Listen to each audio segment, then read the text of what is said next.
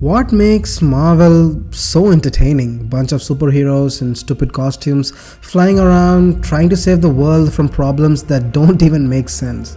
Only kids can be that dumb to believe that, right? Well, that's what everyone thought before 2008. The story of the MCU you root for today is super fascinating. In fact, in 1996, Marvel filed for Chapter 11 bankruptcy after the comic book industry collapsed in the 90s, which means we were so close to not watching this dance. Get brighter and bring it down hard.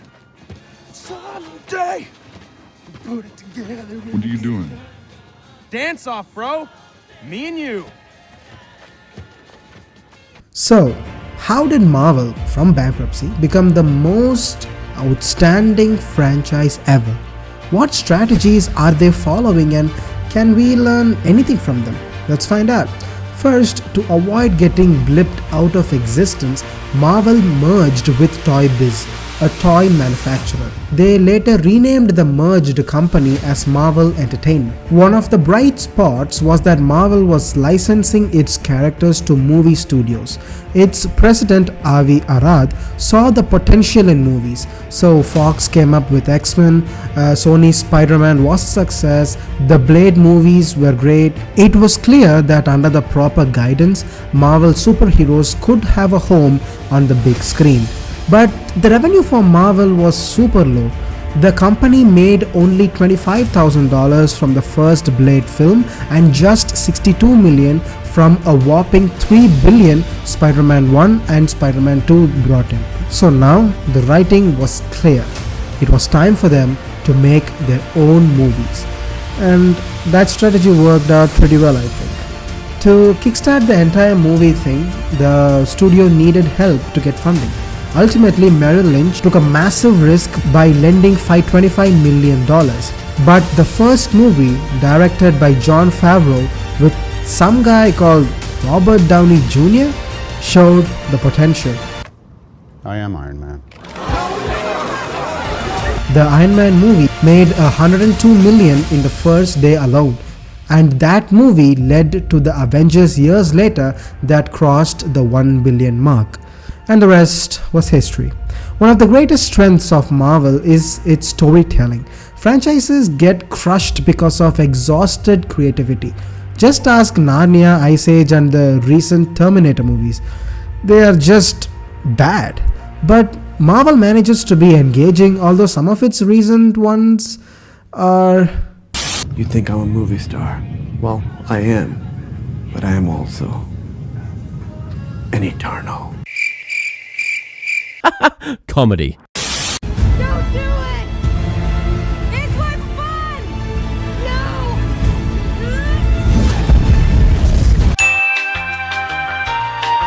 The girlfriend in question is a shape-shifting light elf from New Asgard. Wow, Dennis. Okay, well, to be fair, I thought I was dating Megan Thee Stallion. I'm sorry, what? Sorry, you thought you were dating Megan Thee Stallion? What the hell does this have to do with anything? Tell me what's happening! Anyway, the studio connects plots, characters, and Easter eggs. Thus, they make people watch every movie to experience the other. All in all, they have created a universe for you to enjoy. They follow a project and program approach, where each movie or show is dedicated to a particular character or a storyline.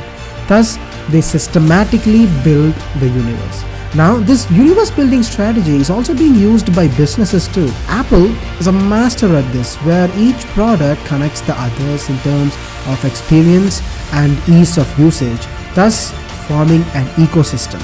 Unilever has positioned itself as a company that improves lives and has created a universe of care with products that satisfy almost all of people's needs. This framework delivers small wins through its interconnectedness, and it enables big wins by throwing the entire brand value and image behind each product. Marvel also has had a good track record of hiring the right people and listening to them. People thought Marvel was killing itself when they hired Jon Favreau, But Marvel saw his talent for creating exciting characters even though he had no experience in action movies. They even listened to him by hiring Robert Downey Jr., whom many saw as a considerable gamble. They did the same with Taika Waititi, known for comedy, and James Gunn, who mainly made horror films. Directors and actors have expressed that Marvel has given them enormous freedom and flexibility to do their own thing.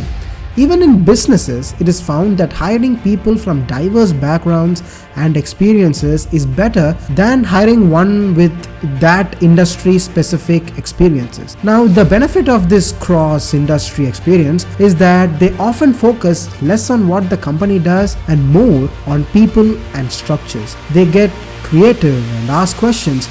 By that, they bring in new ideas. Marvel is also known for taking creative risks. Yeah, every movie has superheroes defeating bad guys, but the subgenre is different. Ant-Man 1 is a heist film. Spider-Man movies have a superhero struggling with teenage problems. Thor is supposed to be an all-powerful character with daddy issues. Black Panther is like a family and political drama. So, fans come to movies expecting something different, which Marvel almost always delivers. The greatest gamble, in my opinion, was the Guardians of the Galaxy, which when I saw it, I couldn't believe it because it was too weird and different, with a raccoon and a talking tree. But it worked. Now, not all risks weigh the same. For example, the recent She-Hulk series was a disaster, in my opinion. And the truth is, you don't know if something will work, but you still do it. It is better to take a chance and move forward than stay in the same place and just get obliterated out of existence. Marvel's marketing also gets overlooked often. They indirectly cultivate curiosity by supporting fan communities. Never before in movies have audiences sat 15 minutes after the show is done. But scenes like, But that's not all, folks. Here's the real blockbuster. Brace yourselves, you might want to sit down. Spider-Man's real name is... Spider-Man's name is Peter Parker. it just makes us jump out of our seats. Nobody ever forgets Marvel. They somehow manage to keep the audience engaging almost throughout the year. Marvel's success story is truly remarkable. When Disney purchased it for $4 billion, they would not have dreamed that this franchise would go on to define an era of cinema. They have a stable core and a central formula that works almost every time, but they have applied it differently and creatively. So let's see how long they can continue to do it. I hope you enjoyed the video. If you did, make sure to hit the like and the subscribe button. I'll see you all in the next one. Peace.